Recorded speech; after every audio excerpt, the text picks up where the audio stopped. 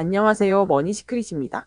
25억짜리 아파트가 15억 원, 반포주공일단지 재건축 조합이 조합원 분양가를 무려 40%나 깎았습니다. 그 결과 신축 아파트 두 채를 받는 조합원이 늘어나고 일반 분양 물량은 370채 이상 줄어들게 됐습니다. 그런데 이게 단순한 조합 내부의 일이 아닙니다. 압구정, 여의도, 성수까지 전국 핵심 재건축 단지에 영향을 미칠 수 있는 신호탄이 될 수도 있습니다. 7월 29일 정비업계에 따르면 반포주공일단지 124주구 조합은 지난 26일 임시총회를 열고 조합원 분양가를 기존보다 40% 낮추기로 결정했습니다. 가장 대표적인 타입인 전용 84의 아파트는 기존 25억 원에서 15억 원으로 무려 10억 원이 할인됐고 전용 146위는 43억에서 26억 원대로 떨어졌습니다. 이런 결정을 내린 이유는 하나입니다. 조합원들이 원풀원 분양, 즉 신축 아파트 두 채를 받을 수 있게 하기 위해서입니다.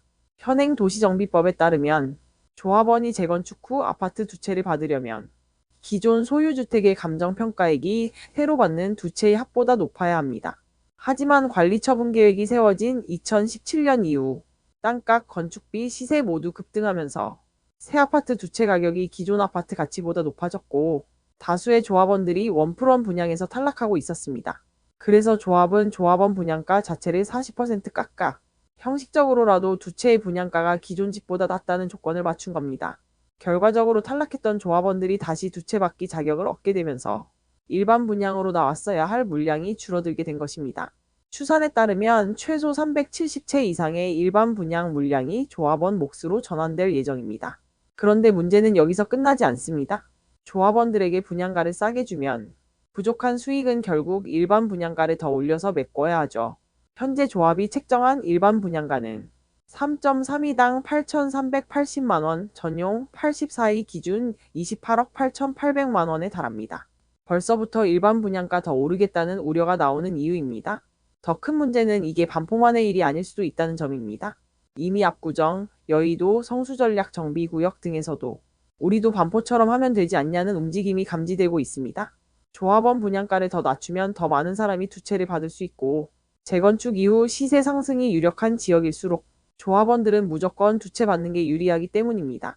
그런데 이 방식이 퍼지게 되면 어떤 일이 벌어질까요? 일반 분양 물량은 줄고 일반 분양가는 올라가고 전체 주택 공급은 감소하며 시장 왜곡과 투기 심리만 자극될 수 있습니다. 법적으로 이 조치를 제어할 명확한 규정이 없다는 점도 문제입니다. 서초구청이나 한국부동산원조차 조합원 3분의 2 이상 동의했으니 어쩔 수 없다는 입장입니다.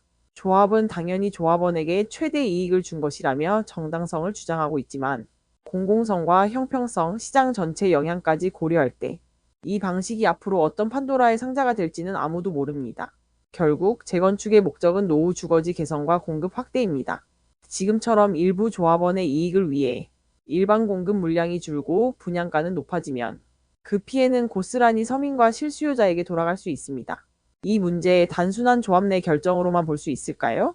영상이 유익했다면 좋아요와 구독, 알림 설정 부탁드립니다. 정비사업, 재건축, 공급 정책의 흐름을 함께 분석해드립니다.